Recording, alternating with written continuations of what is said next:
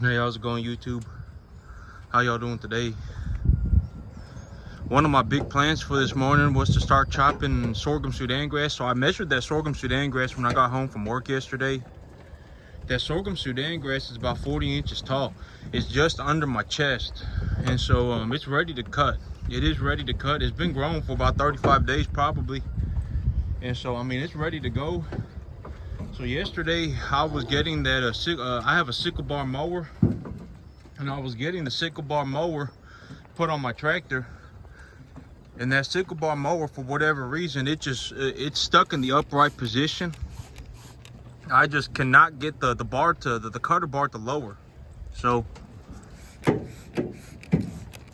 my father gonna be here tomorrow, and we're gonna take a look at it, and I'm gonna get that thing fixed up.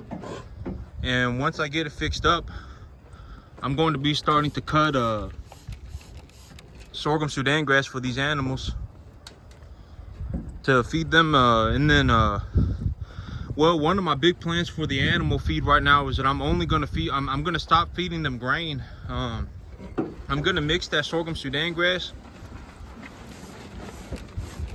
with their grain for a couple of days, so that they don't get real bad digestion problems on it. And then once I run out of this, I have 2.5 barrels of grain left on the back of my truck. And so when I run out of this batch of grain, I am going to I'm only going to feed them sorghum Sudan grass until I run out of sorghum Sudan grass. And so, once I run out of grain, I'm just gonna be feeding them sorghum Sudan grass. And I'm gonna dry it for a couple of days before I give it to them.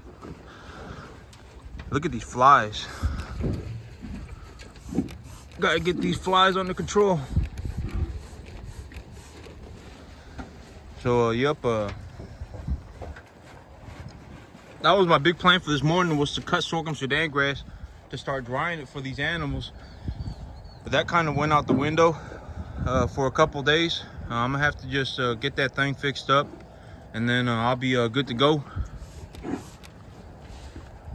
I got enough sorghum Sudan grass out there to feed all of these animals. I probably got 2 acres of sorghum Sudan grass up there, and that sorghum Sudan grass at 40 inches tall, 2 acres of it. I mean, I could probably, if I had these animals in confinement, if I put them in a cage and didn't let them walk around and chew on grass at all, I could probably feed them for an entire month on that grass. 2 acres of sorghum Sudan grass is a lot of cattle feed. It is a tremendous amount of cattle feed. And I planted that sorghum Sudan grass. It's 40 inches tall, and I planted it at 70 pounds per acre. So I got a lot of sorghum Sudan grass out there right now. And so I need to get that fed to these animals ASAP, so that I can get it cut back, and then I can get it. I can get another flush of it before the summer kicks in, before the real hot and dry weather kicks in. And so I got to get this whole field cut pretty fast, and I got to get it fed to these animals very quickly, so that I need to get it done ASAP. But these animals will only eat so much, so I gotta start feeding it to them. And so I'm gonna get them to eat a lot of it by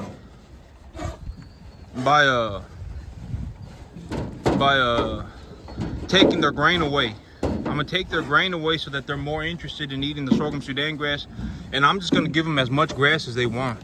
Got a lot of flies on these animals this morning, so I'm gonna get that really well taken care of today. It looks like these flies, they kind of come and go in these large waves. Like one day I'll be looking at them, I'll be like, oh, there ain't many flies on them, and then the next day I'll look at them and there's like 1,000. So try to get these flies taken care of. But the little heifers that I had brought in, she was looking a little wonky yesterday. She was just kind of hobbling around a little bit. She was kind of like limping on her back right foot, and I think she maybe got a little bit of pink eye going on or something, and I don't think she feel real good. But this morning she seems like she kind of snapped out of it a little bit.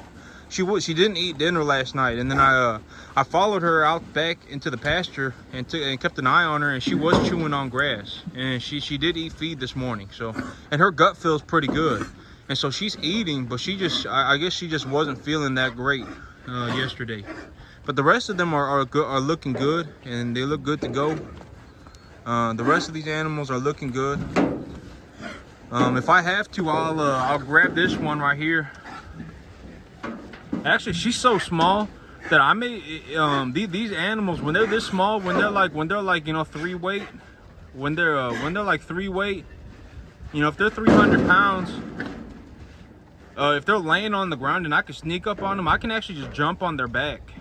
If I jump on their back while they're laying down, they won't be able to do anything. The big thing is that they have to be laying down though, and these animals, they let me get pretty close to them, and so if I had to, I could probably actually just wait until she's laying down and just jump on her back. And if I jumped on her back, I could give her an injection without having to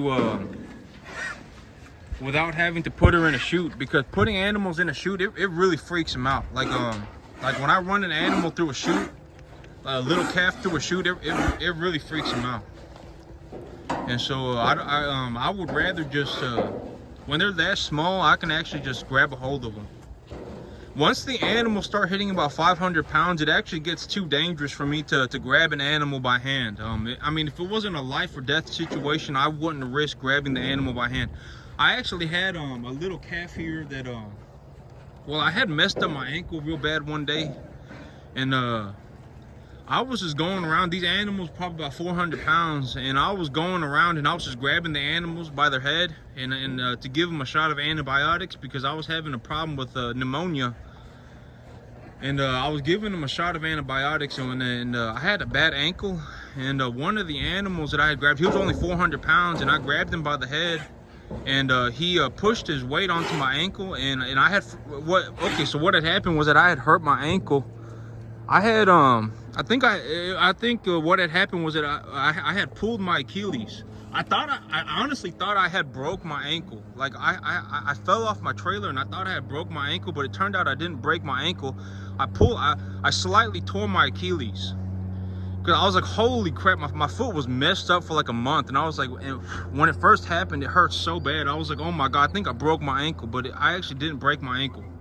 I had just it's either I had pulled or slightly torn my Achilles, and it had been about a month, and I was going around and I was grabbing animals so I could give them a shot of antibiotics, and so that I was also tubing them with I was shoving a tube down their esophagus to give them electrolyte solution. And a little 4-weight calf actually he actually just with his head probably threw me about probably close to 10 feet. I mean, these animals are incredibly strong, and so these animals, yeah, I mean, I had grabbed him by the head and he had started bucking, and so I was holding on to him, and my ankle hurt I got a shock of pain, like a wave of pain through my ankle, and so I kind of just wobbled, and he threw me about 10 feet, and this was a little 400-pound calf. And so when they get to about 400 pounds, I don't risk grabbing them by the head anymore. When they're these little calves like this, if they're laying down and if I just jump on their back, I mean, that's pretty much it. They can't get up or anything, and so it's real easy. But once they get about this size, or actually this guy's way over 400 pounds. But once they get bigger, it's too risky. I wouldn't risk it. But I had one of the new little calves did not look like they were feeling very good yesterday, and so I was thinking about maybe I need to I also think that the little calf has a bit of pink eye going on, because she's walking around with one of her eyes closed, and so I may have to give her a shot. But when these animals have a pink eye, the thing that I treat it with is oxytetracycline. And so there's all sorts of oxytetracycline medications on the market, and that's what I treat it with. And in terms of pink eye, I've had 100% success with it. And so the animals are over here right now. They're looking at Slowpoke, because I put Slowpoke in the pen to feed them, because Slowpoke he won't eat when he's next to the other cattle. because he I think he's just too weak of an animal. He's a very weak little animal, but I mean, it's okay. This is my own processor calf, and when he was young, he had gotten real sick. He had a pastorella real bad, to the point where I thought he was gonna die, and I think it messed him up permanently. And so he's just small, and he moves real slow. And so he when he goes in for feed, the other animals push him out the way, and I think it stresses him out too bad, and he just gave up eating. But when I put him in this little when I put him in this pen and I give him his own feed, he will eat, and he'll eat well. So I have to put him in here by himself so that he can eat, and so that the other cattle can't push him away and freak him out. And but he is all the animals over here looking at him. I gotta get these animals sprayed as good as I can. Gotta get these flies handled. But this is my little working system. I moved the panels back over here because these panels, they're not very good for holding lining them up to feed the animals behind. And so I got the panels moved back into place. And these animals, they're looking good. Here in about well, my father's gonna be here tomorrow, and when he gets over here, we're gonna take a look at the sickle bar mower to see why it's not falling, why the cutter bar is not falling into place. And once I get that figured out, I'm gonna start cutting the sorghum Sudan grass, and I'm gonna stop buying grain. That's gonna save me a lot of money, and I'm gonna get, and that'll also give me an opportunity. If I cut sorghum Sudan grass and I feed it to these animals, I need to get rid of that sorghum Sudan grass as fast as possible. And so I'll be able to give these cattle a lot of feed. I mean, there is a lot of sorghum Sudan grass up there, and that sorghum Sudan grass, I've been keeping an eye on it. I ain't got any rain in like 2 weeks, and I have portions of my field right now that I had so when I had first planted the sorghum Sudan grass, I had fertilized it like I was growing forage for cattle. And so I had to go over it again with a hand spreader to put fertilizer on it again. And when I went over it that second time with the hand spreader, I didn't get all of the I didn't cover all of the field uniformly. And so I got portions of my field that are fertilizer deficient to the point where the plants have actually stunted or terminated growth entirely. And so I have portions of my field that are just not growing at all, and I've actually have portions of my field that are dying because of the lack of fertilizer. And so I've kept track. I've kept track of that, and I need to go around into those spots, and I need to put fertilizer on the field. And the fertilizer the fertilizer data that I've collected so far, the fertilizer that I'm going to run on this field is I need to put about so the fertilizer on this field, I put about 125 pounds of nitrogen, and then about 40 pounds of phosphorus, potassium, and then about 20 pounds of sulfur, give or take 5 pounds or so. And I need to increase. So I essentially ran a 3-1-1, or I guess a way to look at it would be a 6-2-2-1. Wait, is that correct? No, that's not correct. 3-1. I guess the easiest way for me to put it would be 3-1-1.5, and the 0.5 being sulfur. And so I need to run closer to a 2-1-1. 2-1-1.5 fertilizer schedule on this field. And so I've been putting a fertilizer schedule together for what I'm going to do on this field. But when I put fertilizer on the field, it don't matter if I put fertilizer on the field. I need rain. The water is what pushes the fertilizer into the field. And so I need to wait for rain. And if I don't get any rain, I can't even fix the fertilizer deficiencies on the field without the rain. And so, and I don't know when I'm going to get some more rain. I've been up without rain for about 2 weeks now. And I got maybe enough sorghum Sudan grass up front to last me about 3 weeks. And so it ain't a big deal if I don't get any more rain for about 3 weeks. But after about 3 weeks, I'm kind of in a pickle.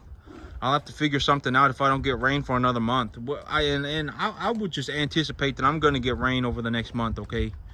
If I didn't get rain for an entire month and then we enter July, that would be that would be a horrible situation. If I didn't get any rain in June, that would be a yep. I would anticipate that I'm gonna get rain in June. And so right now, when I look at my feedstuffs and I take a list of my inventory, I got about enough sorghum Sudan grass growing in the front for about a month to feed these cattle. I got some grass still on this field, just a little bit of grass on this field. I got portions of my field that need to be corrected for fertilizer. I've fiddle-farted with the numbers on the fertilizer schedule to get a fertilizer program together for this sorghum Sudan grass, and I'm also going to use the same fertilizer schedule to plant the pearl millet and the yep. And if I want to put fertilizer in the field, I need as well as if I want to drill the field with seed, I need rain. But yep, that's it for me today, YouTube. I'm gonna let Slowpoke out of here, and these animals are gonna go walk off and chew on grass. So y'all have a good one.